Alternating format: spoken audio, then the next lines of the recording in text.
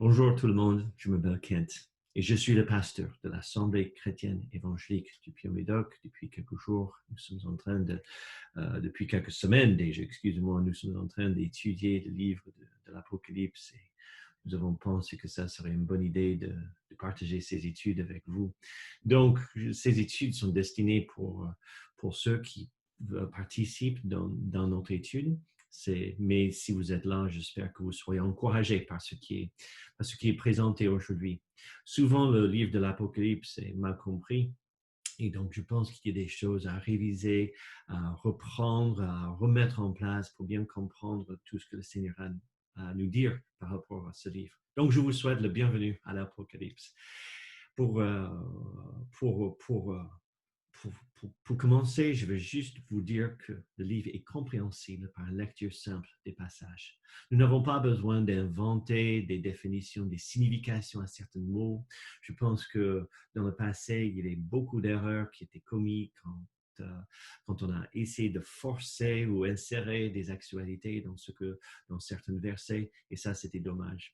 Mais je pense qu'avec une interprétation qui respecte l'usage des mots, dans leur contexte historique et le contexte grammatical, nous pouvons aller très loin dans notre compréhension de ce livre.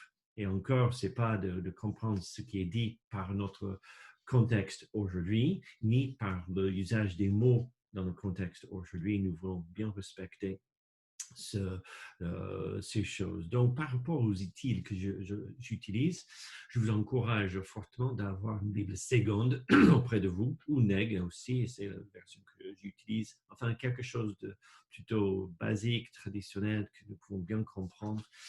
Mais par contre, je trouve que la version sonore est très bien faite pour les passages que nous sommes en train d'étudier. J'apprécie les nuances et les tournures de phrases de façon que les langues originaux sont traitées. Aussi, j'apprécie la version Martin 1744. Ça aussi, ça nous aide à comprendre certaines idées, surtout en français, et de façon de voir à l'époque, il y a maintenant presque 300 ans, 250 ans, et je pense que c'est valide aussi. Et de temps en temps, je me sers aussi de la version Darby. Un autre support, c'est le nouveau dictionnaire biblique. Enfin, malheureusement, ce n'est pas donné. Et je vous encourage fortement de faire vos économies pour acheter ce dictionnaire parce que je trouve que c'est très précieux comme outil. Et aussi, je me sers beaucoup des notes de Scofield qui donnent un aperçu large sur l'ensemble du contenu de ce que nous sommes en train d'étudier. Il y a aussi un autre livre qui m'a beaucoup aidé à comprendre les événements à la fin du temps. C'est un livre par René Pache qui s'appelle Le Retour de Jésus-Christ. Donc, pour aujourd'hui, commençons dans notre étude de l'Apocalypse. Nous allons prendre à partir du verset 4 jusqu'au verset 8 et nous voyons que notre Seigneur Jésus-Christ est sans semblable. Il est numéro un. Il est à la première place dans toute la création et nous devons l'adorer. Le texte dit à partir du verset 4, Jean aux 7 églises qui sont en Asie. Que la grâce et la paix vous soient données de la part de celui qui est, qui était et qui vient, et de la part des 7 esprits qui sont devant son trône, et de la part de Jésus-Christ, le témoin fidèle, le premier-né des morts et le prince des rois de la terre. À celui qui nous aime, qui nous a délivrés de nos péchés par son sang, et qui a fait de nous un royaume des sacrificateurs pour Dieu son Père. À lui soit la gloire et la puissance au siècle des siècles. Amen. À partir du verset 7, voici, vient avec les nuées, et tout œil le verra, même ceux qui l'ont percé, et toutes les tribus de la terre se lamenteront à cause de lui. Oui, Amen. Je suis l'alpha et l'oméga, dit le Seigneur Dieu, celui qui est, qui était et qui vient, le Tout-Puissant. Je trouve que ce passage est très fort. Enfin, moi, j'étais vraiment encouragé dans mon étude de ce passage. Le texte commence par le numéro, enfin, nous remarquons de suite le numéro 7. On pose la question, pourquoi le numéro 7 revient aussi souvent dans le livre de l'Apocalypse? Nous voyons que déjà le numéro 7, juste en soi-même, arrive 19 fois dans le livre. Et puis aussi, il y a d'autres utilisations. Par exemple, on remarque qu'il y a 7 églises. Nous voyons qu'il y a 7 béatitudes, c'est-à-dire des bénédictions qui sont données. Nous avons déjà lu dans notre première étude, au verset 3, « Heureux celui qui lit et qui entend et qui garde ses paroles. » Pareil, d'autres usages se trouvent en chapitre 14, verset 13, verset 16, chapitre 16, verset 15, etc. Nous voyons dans un sens général qu'il y a 7 années de jugement qui sont bien démontrées dans le livre. Et cette fois, nous voyons que Jésus-Christ se présente comme le « Je suis ». Et cette phrase est très importante. « Je suis », tout simple, veut dire il est la première cause, il est éternel, il est le commencement et la fin de toutes choses. Donc, nous voyons que Jésus-Christ tient une place vraiment importante dans la parole de Dieu. On dit, il tient une place de prééminence. C'est lui qui est le premier. Alors, on pose la question, mais pourquoi met-il un accent sur le numéro 7, excusez-moi. Nous voyons dans la Bible, dans un sens général, que le chiffre représente la perfection. Mais pas forcément dans un sens où c'est parfait, mais c'est juste complet. Ce livre de l'Apocalypse est le dernier livre de la Bible. La révélation de Dieu par sa parole est complète avec ce livre. Ça c'est dit au chapitre 22, verset 18, qui dit « Je le déclare à quiconque entend les paroles de la prophétie de ce livre. Si quelqu'un y ajoute quelque chose, Dieu le frappera des fléaux décrits dans ce livre. » Donc, avec le livre de l'Apocalypse, Dieu voulait que la révélation soit complète. Donc, le chiffre 7 est reconnu partout dans le monde, dans presque toutes les cultures, depuis toujours comme un chiffre particulier. Alors, pourquoi? Je propose que c'est parce qu'en Genèse chapitre 2, verset 3, nous voyons que Dieu a créé le 7e jour et il a béni. Rien dans les cieux ne correspond à une semaine de 7 jours, je veux dire dans les étoiles. Rien dans la nature demande qu'une semaine devrait avoir 7 jours. C'est quelque chose que Dieu a créé et tout le monde le reconnaît. En ce qui concerne les 7 églises, je propose que Dieu a choisi ces 7 églises comme étant représentatives de ce que l'église locale devrait endurer ou faire face pendant l'ère de l'église. Nous savons qu'il y a bien d'autres églises, mais il a choisi ces 7 églises. Juste une petite définition de ce mot église. Le mot église vient du mot grec ekklesia, qui est composé de 2 mots en grec. D'abord ek, qui veut dire hors de, et klesia, qui veut dire appeler. Et ensemble, le mot veut dire appeler hors de. Ou, à l'origine, le mot était employé dans le contexte d'une assemblée générale, si vous voulez. L'appel était donné et les gens ont quitté leur occupation pour se réunir dans un certain endroit. Ce mot était employé à l'époque pour les rassemblements de personnes pour faire passer une annonce. Par exemple, si le syndicat de bouchers avait besoin de discuter quelque chose, l'annonce était envoyée et tous les bouchers de la ville se sont réunis dans un endroit où ils pouvaient avoir leur réunion.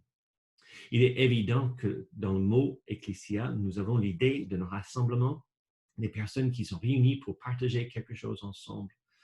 Quand on parle de l'Église, nous parlons de la réunion des chrétiens qui partagent la même foi en Jésus-Christ.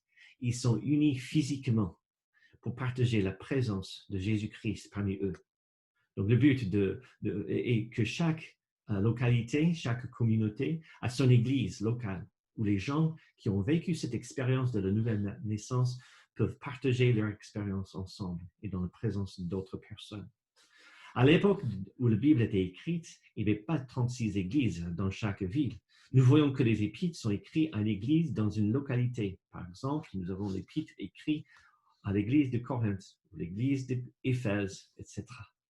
Donc, nous reconnaissons que le mot « ecclésia » est utilisé pour décrire aussi l'église universelle de Jésus-Christ, le corps de Jésus-Christ. Par contre, nous pouvons dire concrètement que Dieu n'a jamais prévu qu'un de ses enfants s'isole ou se prive volontairement de la vie d'église locale. Il est dans le cadre de l'église locale que nous pouvons découvrir la volonté de Dieu pour sa vie. La communauté avec une église locale est interpellée par la lumière de cette église. Et cette église et cette communauté sera bénie par la présence de cette église. Il y a beaucoup plus de choses que nous pouvons dire au sujet de l'église, mais ce n'est pas forcément le sujet aujourd'hui. Mais par contre, ce que je veux dire, c'est que c'est que l'enfant de Dieu ne peut pas se justifier de se carter de l'Église locale sous le prétexte qu'il appartient à l'Église universelle de Jésus-Christ. C'est un argument que nous entendons assez souvent. Je ne m'appartiens pas à une Église locale, mais je fais partie de l'Église de Jésus-Christ. À savoir que ce n'est pas la volonté de Dieu. Si vous n'êtes pas adhéré à l'Église locale, vous ne pouvez pas vivre pleinement tout ce que Dieu a prévu pour vous. Nous voyons que l'Église locale est vraiment quelque chose de précieux pour Jésus-Christ. Tout d'abord, en Éphésiens chapitre 5, verset 23, nous voyons que Christ est le chef de l'Église, qui est son corps. Bien entendu, c'est l'Église universelle. Et nous voyons au verset 23 qu'il est le sauveur de cette Église. Et encore, à partir du verset 25 jusqu'au verset 27, c'est encore, je comprends, c'est l'Église universelle. Mais bientôt, on va montrer que c'est l'Église locale aussi. Et puis, je reviens à cette idée juste indiquer. Dans le mot ecclésia, ça veut dire, ça implique qu'il y a un groupe de personnes qui se retrouvent ensemble. Mais je veux dire aussi que l'Église est très précieuse. Regardez au verset 25. Christ a aimé l'Église et s'est livré lui-même pour elle afin de le sanctifier, en le purifiant et en le lavant par l'eau de la parole, pour faire paraître devant lui cette Église glorieuse, sans tache, ni ride, ni rien de semblable, mais sainte et irréprochable. Puis aussi, en Matthieu chapitre 16, verset 18, nous voyons que l'Église de Jésus-Christ, c'est dans ce verset, c'est à ce verset où Jésus fait mention de l'Église pour la première fois. Il utilise le mot « ecclésia », c'est-à-dire qu'il a prévu d'appeler les gens hors du monde pour se réunir, pour proclamer la vérité, ou basé sur cette vérité que Jésus-Christ est le Fils de Dieu.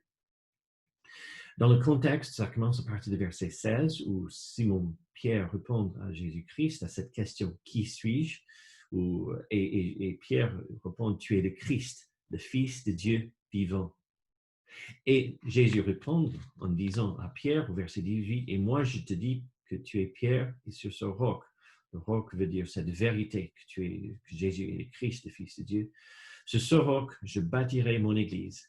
Et les portes du séjour des morts ne prévaudront point contre elle. » Puis au verset, Matthieu chapitre 18, verset 15, nous voyons que Jésus-Christ est vraiment préoccupé par la pureté de l'Église et la conduite de l'Église. La pureté de la conduite de l'Église est très importante. Dieu nous confie la responsabilité de veiller sur la conduite des uns et des autres, non pas pour juger ou détruire la personne, mais pour le construire.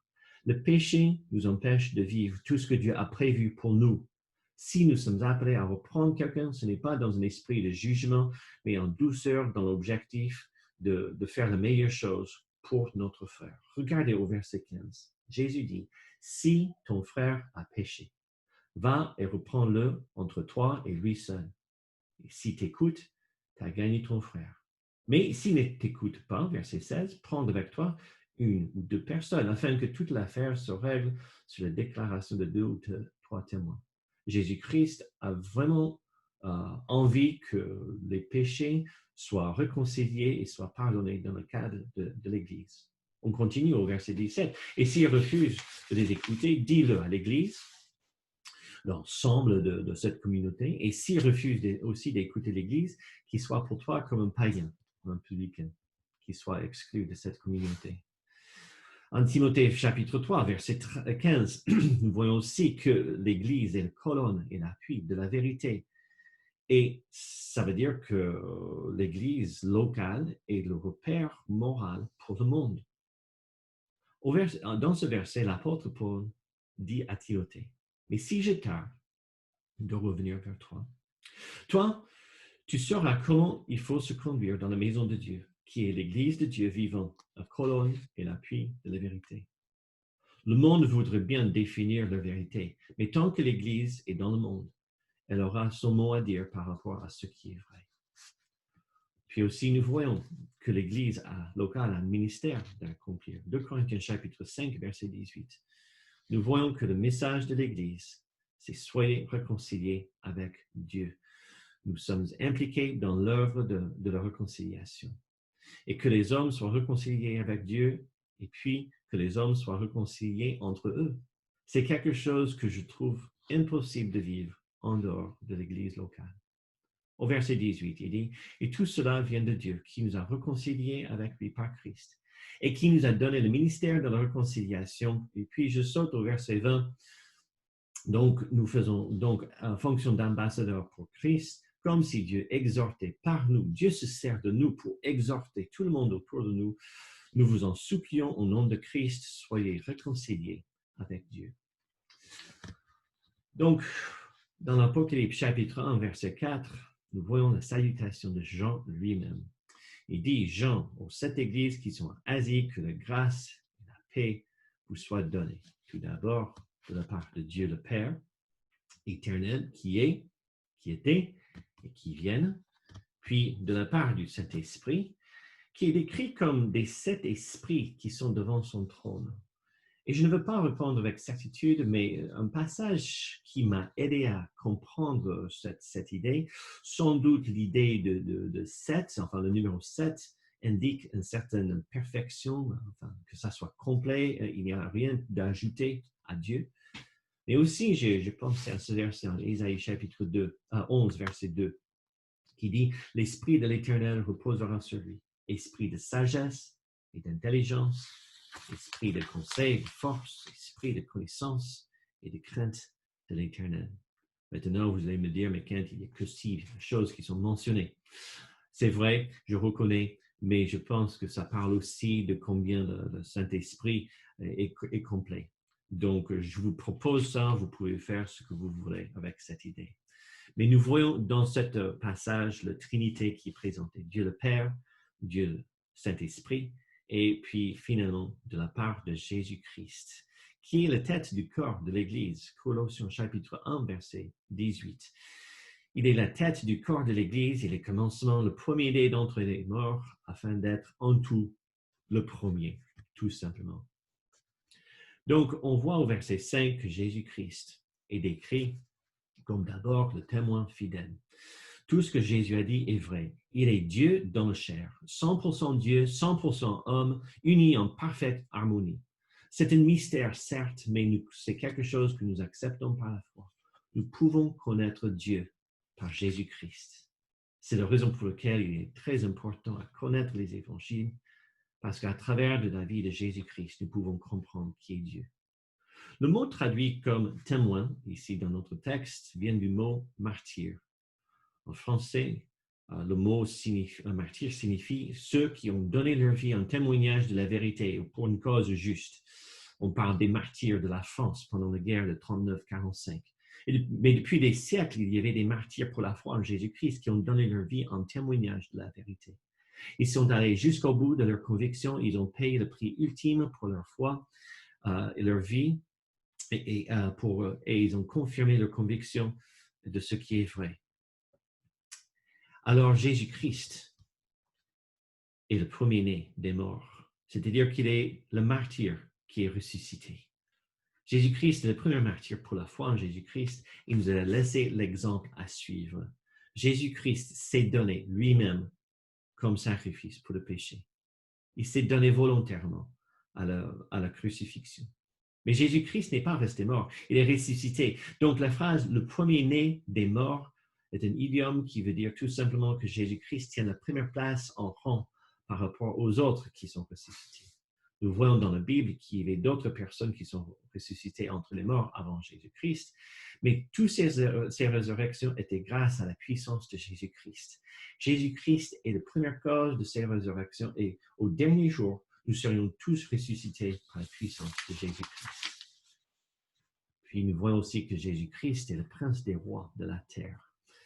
C'est quelque chose qui est soutenu en Apocalypse chapitre 19, verset 16, quand nous voyons que Jésus revient en puissance pour établir son royaume. il est véritablement le premier. Jésus-Christ est le prince des rois de la terre. Et le mot traduit comme prince peut indiquer une position de la première place en grec. Le chef, si vous voulez. Il veut dire que Jésus est le chef des rois de la terre. Et juste une petite notation, cela inclut aussi les présidents de nos pays. Aussi au verset 5, verset 6, après avoir considéré qui est Jésus-Christ, l'apôtre Jean annonce ou écrit une doxologie. Une doxologie, c'est quelque chose qui est mémorisé et à laquelle nous faisons référence facilement. C'est une formule de louange employée dans la liturgie chrétienne. Et je trouve que loin d'être quelque chose de mort, ça peut être quelque chose de très bien parce que à force à redire ces choses souvent, ça devient une espèce d'instinct. Et dans les mauvais jours, nous avons besoin d'avoir des cantiques et des poésies à la gloire de Dieu qui sont mémorisés, des versets qui sont mémorisés, à lesquels nous pouvons faire référence facilement. Alors, ces choses sont importantes parce que ça peut nourrir notre âme quand nous sommes dans la détresse. On voit à celui qui nous aime, et du coup, j'ai pensé à ce verset en Jean chapitre 3, verset 16, car Dieu a tant aimé le monde qu'il a donné son Fils unique, afin que quiconque croit en lui ne périsse point, mais qu'il ait la vie éternelle. La motivation de Dieu pour réconcilier le monde avec lui, c'était l'amour. Dieu était motivé par l'amour. Et la définition de l'amour, j'apprécie cette définition, l'amour est de désirer la meilleure chose pour d'autres personnes. Donc, Dieu désire la meilleure chose pour nous. Il désire que vous soyez réconciliés avec lui et que vos péchés soient pardonnés.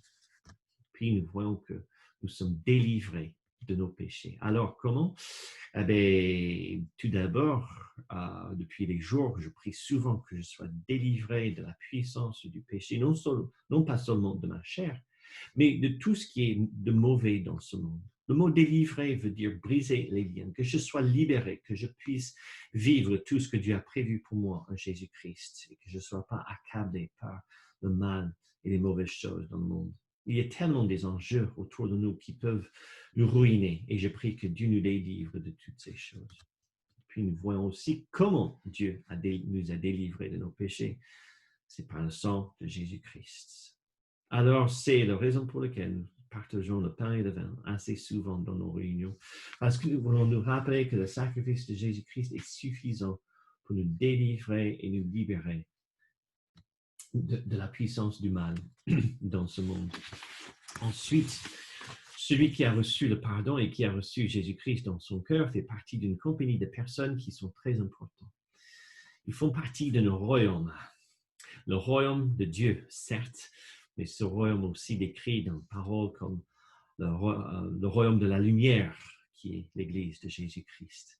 Et cette notion est décrite en Exode, chapitre 19, versets 5 et 6. Après avoir sauvé son peuple, délivré son peuple du pays d'Égypte, ils étaient en route vers le mont Sinaï. Et puis au chapitre 19, nous voyons le suivant, verset 5. Maintenant, si vous écoutez ma voix et si vous gardez mon alliance, vous m'appartiendrez entre tous les peuples, car toute la terre est à moi. Donc Dieu a choisi son peuple dans un but spécifique. Ils étaient mis à part pour le servir. Et c'est quelque chose que Dieu a prévu pour eux. Et il dit ça avant cette expérience de donner les 10 commandements. Il dit au verset 6, « Vous serez pour moi un royaume des sacrificateurs et non une nation sainte. » Alors, le plan était gâché par le péché du peuple quand ils sont tombés dans l'idolâtrie, ils ont fait un veau d'or, puis Dieu a finalement changé le programme et il a choisi la tribu de Lévi. Nous voyons aussi que c'est un royaume de sacrificateurs. Alors, le mot sacrificateur veut dire simplement celui qui représente le peuple devant Dieu. Et nous comprenons que dans le royaume de Dieu, quand nous régnerons avec Jésus-Christ, nous assumerons des rôles importants basés sur notre fidélité pendant ce temps de notre séjour sur la terre. Ce n'est pas un salut basé sur les œuvres. Le salut est par la foi en Jésus-Christ. C'est par la grâce que vous êtes sauvés par le moyen de la foi. Par contre, nos récompenses sont basées, que nous allons recevoir, C'est basé sur notre fidélité et ça, c'est décrit surtout en hébreu, à partir du chapitre 7 jusqu'au chapitre 10. Donc, 1 Pierre chapitre 2, verset 9 dit, vous êtes une race élue, un sacerdoce royal, une nation sainte, un peuple acquis, afin que vous annonciez les vertus de celui qui vous a appelé des ténèbres à son admirable lumière. Nous sommes une race élue, un sacerdoce royal. Et c'est quelque chose d'extraordinaire. Il termine ce passage en disant à lui soit la gloire et la puissance au siècle des siècles. Amen. Au verset 7, il dit, voici, il vient avec les nuées, et tout œil le verra. Et même ceux qui l'ont percé, tous les tribus de la terre se lamenteront à cause de lui. Oui, amen. Donc ceux qui l'ont percé sont bien sûr les Juifs, la nation d'Israël, mais tous les tribus aussi vont reconnaître le moment où Jésus revient. Cet événement est décrit en plusieurs passages. J'aimerais proposer que quand Jean a écrit ce passage, il a pensé à ce chapitre, Zacharie, chapitre 12, où nous avons plusieurs prophéties en ce qui concerne la fin des temps et notre Seigneur Jésus-Christ. Sans doute, l'apôtre connaissait bien ce passage. Le verset 10, en Zacharie chapitre 12, dit que les habitants de Jérusalem tourneront les regards vers le Messie, celui qu'ils ont percé, et pleureront sur lui comme on pleure sur un fils unique. Ils pleureront amèrement sur lui comme on pleure sur un premier-né. Maintenant, Jean aussi était présent le jour où Jésus a parlé de la fin des temps, en Matthieu chapitre 24. Et Jésus donnait beaucoup de précisions de comment les événements de la fin des temps se dérouleront et que la fin sera avec Jésus. Le retour dont Jésus parle sera précédé par plusieurs signes et des événements. Donc, quand il revient, cela ne sera pas une surprise, c'est quelque chose attendu. Tandis que le moment où Jésus revient pour son Église, c'est quelque chose qui n'est pas prévu. C'est sans avertissement et c'est sans d'autres signes qui précèdent. On dit que c'est imminent. Alors, nous faisons une distinction entre le moment où Jésus revient pour nous dans les nuées, à l'allongement de l'Église, et cet événement qui est décrit ici. En Matthieu chapitre 24, Jésus décrit son retour avec les siens, avec nous, quand il revient en puissance pour établir son royaume. Et puis, j'ai pensé que ça serait bien de regarder un petit peu en Matthieu chapitre 24, à partir du verset 3 jusqu'au verset 31, et je vous invite à trouver dans vos Bibles ce passage pour vérifier ce que je dis. Ça commence avec je veux commencer avec le contexte, parce que Jésus, en fait, il répond aux disciples et leurs questions. Enfin, le contexte est décrit dans les 2 premiers versets. Je l'ai mis. Comme Jésus s'en allait au sortir du temple, ses disciples s'approchèrent pour lui en faire remarquer les constructions. Et c'est vrai que le temple d'Hérode était quelque chose d'énorme.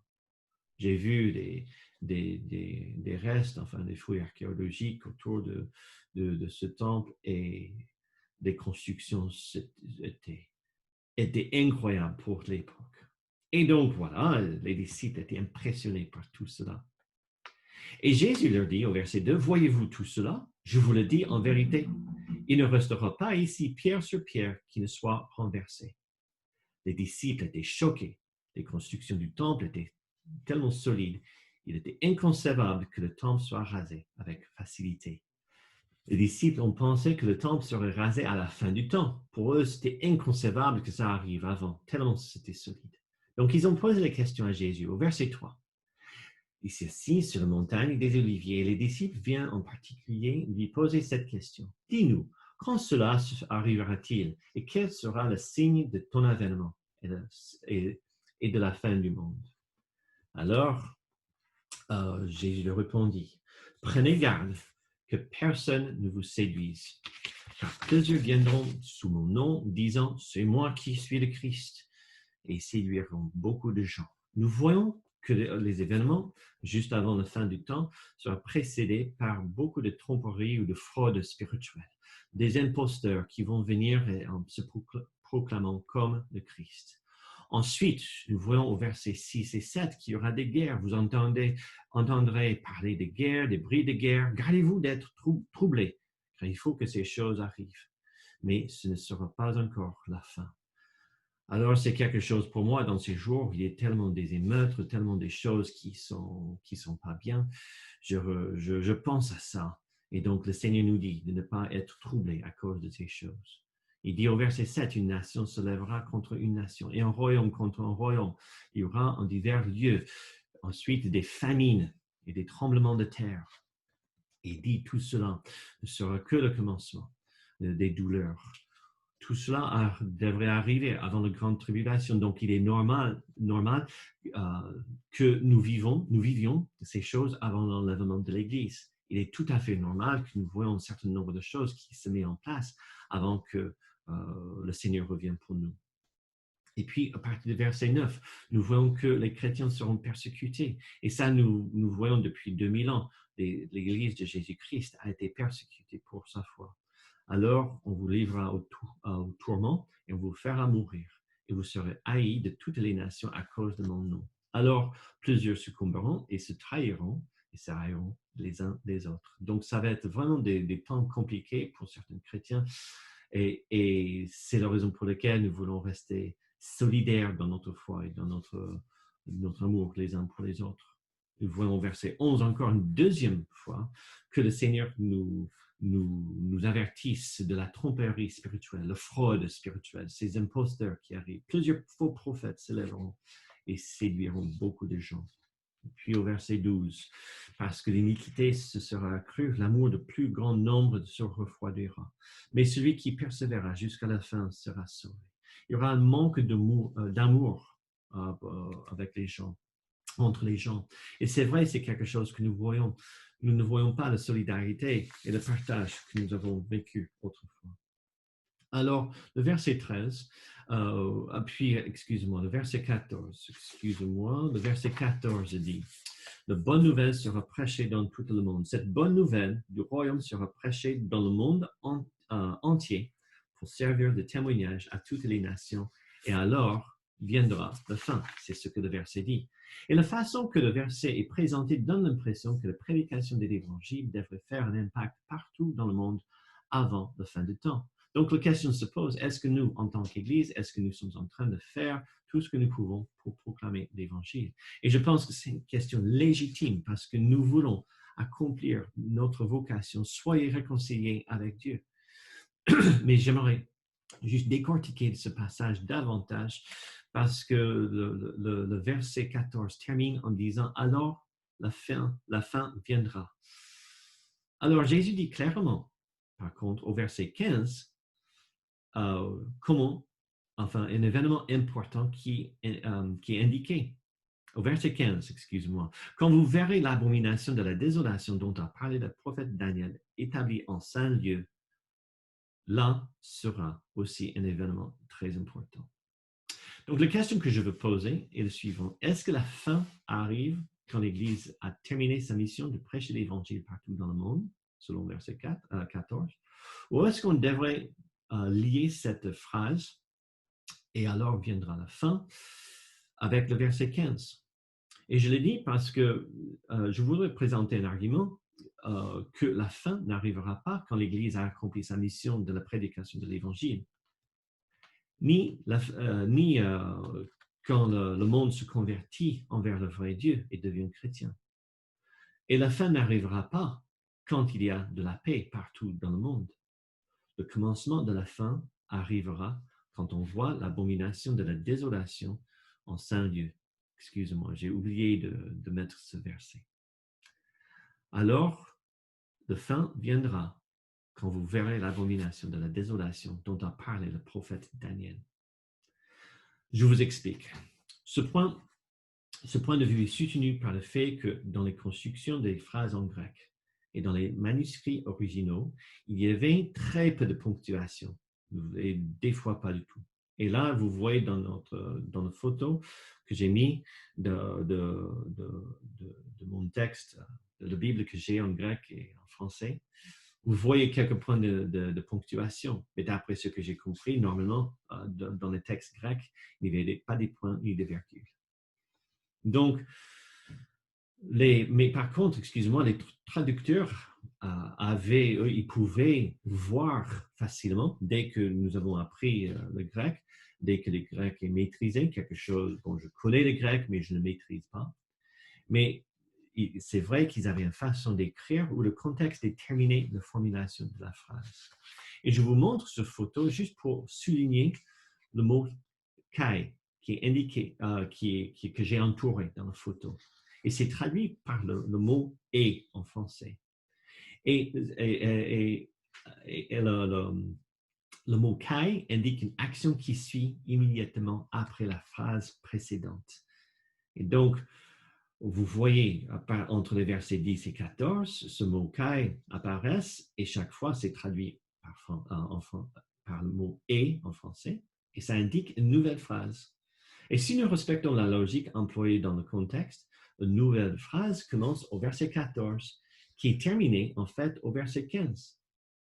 À savoir que quand la Bible était traduite dans d'autres langues, les traducteurs ont fait très attention à comment ils ont mis les phrases. Et avec l'arrivée de l'imprimante, il était compliqué à bien indiquer ça. Et donc, il y avait un Français, Robert Estienne, et vous pouvez trouver son nom sur Wikipédia, Robert Estienne, qui a ajouté des versets vers le milieu du XVIe siècle. Et vraiment, nous pouvons être reconnaissants pour son travail, parce que ça nous aide beaucoup à trouver nos repères dans la Bible et on peut citer le chapitre, les versets, on peut trouver ces versets facilement. Tandis que sans son travail, ça serait beaucoup plus compliqué. Mais tout ce que je veux noter, c'est que les chapitres et les versets ne sont pas inspirés, ni la ponctuation dans nos versions françaises. On a mis ces choses pour que ça soit plus lisible, plus compréhensif. Et c'est vrai. Par exemple, vous prenez une version de seconde de 1910 et vous regardez le premier chapitre en Marc, dans l'évangile de Marc. Je pense qu'il y a à peu près 35 et dans le chapitre et c'est une lecture assez difficile. Et Jésus a fait ça. Et puis, et donc, pour faciliter la lecture en français, ils ont utilisé d'autres mots. Mais dans l'ensemble, ça ne change pas le sens, mais c'est juste ici, c'est dommage comment le verset a été mis. Ce que Jésus dit, excusez-moi, ce que je veux dire est que Jésus n'a pas dit que la fin de temps arrivera avec la prédication de l'Évangile dans le monde entier ou que le monde entier soit converti au christianisme. La fin de temps sera, excusez-moi, la fin du temps, la fin arrivera quand nous voyons l'abomination de la désolation qui prend sa place dans le lieu saint, c'est-à-dire le temple. Et cet événement est décrit et soutenu dans d'autres passages dans la Bible. Donc, on a déjà noté le lien entre Matthieu 24 et Daniel chapitre 9, verset 27. Mais nous voyons aussi en 2 Thessaloniciens chapitre 2, verset 4, que l'adversaire, enfin l'antichrist, s'élèvera au-dessus de tout ce qu'on appelle Dieu et de ce qu'on adore. Il va jusqu'à s'asseoir dans le temple de Dieu, se proclamant lui-même Dieu. Quand l'antichrist s'assoit dans le temple et se proclame comme le Christ, c'est là le commencement de la fin. Et cet événement est aussi décrit en Daniel chapitre 9, verset 27, où il dit clairement que cet événement arrivera au milieu de la dernière semaine, c'est-à-dire au milieu des 7 ans de tribulation à la fin du temps. Au bout de 3 ans et demi, il dit. Et c'est là où Jésus dit, en Matthieu 24, c'est là, il faut quitter Jérusalem immédiatement quand on voit ces choses se passer. Et en plus, cet événement est décrit en Apocalypse chapitre 12, verset 6. Nous voyons que Satan est très en colère avec Israël à ce moment-là, et Israël s'échappera dans le désert, caché et protégé par Dieu pour 1260 jours, c'est-à-dire 3 ans et demi. Donc, l'ensemble de ces passages décrit ce qui se passera avec assez de simplicité à comprendre. Pour revenir à Matthieu chapitre 24, à partir du verset 16 jusqu'au verset 22, nous voyons que la fuite d'Israël sera difficile, dans une panique totale, avec beaucoup de confusion. Je pense que l'événement sera accompagné avec beaucoup de ravages par les ennemis d'Israël. ils vont entourer la ville de Jérusalem. Et je pense que c'est là où on va voir les événements décrits en Zacharie, chapitre 14, s'accomplissent. Et le grand conflit entre l'Antichrist et Satan se produira bientôt après, dans le contexte de ces choses. Il dit dans ce passage qu'il faut partir immédiatement, sans chercher ses affaires. Et puis aussi, ça va être compliqué pour les mamans des petits.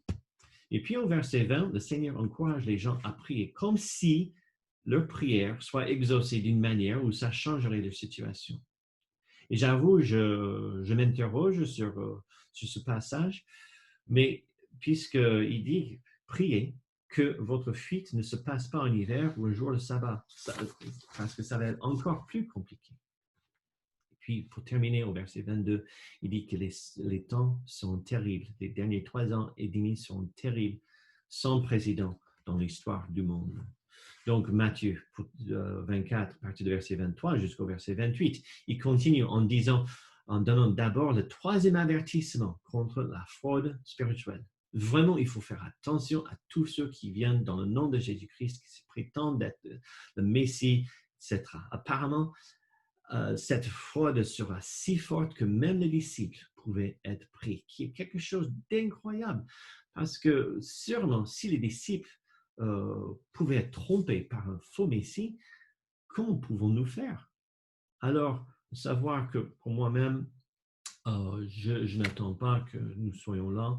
Le prochain événement pour l'Église sera sans signe. Nous croyons que le prochain événement est le retour de Jésus-Christ pour nous dans les airs, à notre enlèvement de ce monde.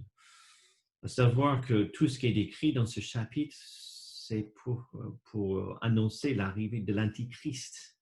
Nous-mêmes, nous attendons notre Seigneur Jésus-Christ. Donc, pour terminer ce passage en Matthieu 29, nous continuons à partir du verset 29. Nous voyons d'abord les signes. Aussitôt après ces jours de détresse, le soleil s'obscurcira, la lune ne donnera plus sa lumière, et les étoiles tomberont du ciel, et les puissances des cieux seront ébranlées. Alors, à savoir que ce jour-là, les horoscopes ne seront plus fiables.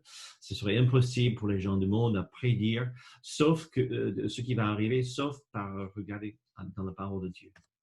Au verset 30, nous voyons que ce verset est cité par l'apôtre Jean dans l'Apocalypse chapitre 1, verset 7. Alors, le signe du Fils de l'homme paraîtra dans le ciel, et toutes les tribus de la terre se lamenteront et elles verront le Fils de l'homme venant sur les nuées du ciel avec puissance et une grande gloire. Puis au verset 31, malheureusement, ce verset est souvent confondu avec l'enlèvement de l'Église. C'est mis dans le même panier et là aussi, ça produit beaucoup de confusion. C'est dommage. Mais en fait, le Seigneur parle de quelque chose qui arrivera à la fin de 7 ans de tribulation. Pour nous, l'enlèvement de l'Église se passe avant la tribulation. 7 ans avant le retour du Seigneur ici en puissance. Le verset dit bien que Christ enverra ses anges aux 4 coins du monde pour rassembler les élus, ceux qui ont survécu l'Apocalypse. Alors, c'est quelque chose d'incroyable parce que quand on voit tout ce qui va arriver pendant les tribulations, c'est étonnant qu'il y ait encore des gens qui croient en Jésus-Christ, mais ils seront bien cachés et donc ils vont sans doute dans la peur. Le Seigneur envoie ses anges pour les inviter de venir auprès de lui. Et puis, pour revenir à notre texte, en Apocalypse chapitre 1, verset 8, nous voyons que c'est Jésus-Christ qui parle quand il dit « Je suis ». Jésus-Christ se décrit comme « Je suis ». L'Éternel, c'est lui le premier. Et puis aussi, il se décrit comme l'alpha et l'oméga. L'alpha, c'est la première lettre de l'alphabet grec. Oméga, c'est la dernière lettre. Et ça m'a fait penser à l'évangile de Jean, chapitre 1, verset 1, où nous voyons que la parole était Dieu.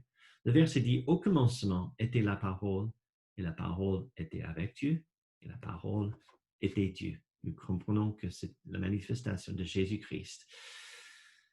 Et puis, il redit qu'il est le Dieu éternel, comme au verset 4. Et puis, pour terminer, il dit qu'il est le Tout-Puissant. Et je me suis arrêté sur ce mot, le Tout-Puissant, parce que, en fait, malgré ce qui se passe dans notre monde actuellement, Dieu est toujours sur son trône. Il n'y a rien qui peut se passer sans son approbation. Il a mis son tampon de, approbé sur notre journée. Et seulement les choses qui permettent sont des choses qui se passent. Donc, si vous vous trouvez face à une difficulté aujourd'hui, prenez courage parce que Dieu est là. Nous ne sommes pas en train de vivre tous ces malheurs de la tribulation. Les temps sont compliqués, ça j'avoue aussi. Mais nous avons notre mission pour l'Église locale de Jésus-Christ. Nous sommes appelés de vivre dans la pureté, de vivre d'une manière sainte, de proclamer Jésus-Christ comme le Fils de Dieu et que la réconciliation avec Dieu se trouve en Jésus-Christ. Je prie que Dieu vous bénisse et que Dieu vous encourage et puis on se verra la prochaine fois.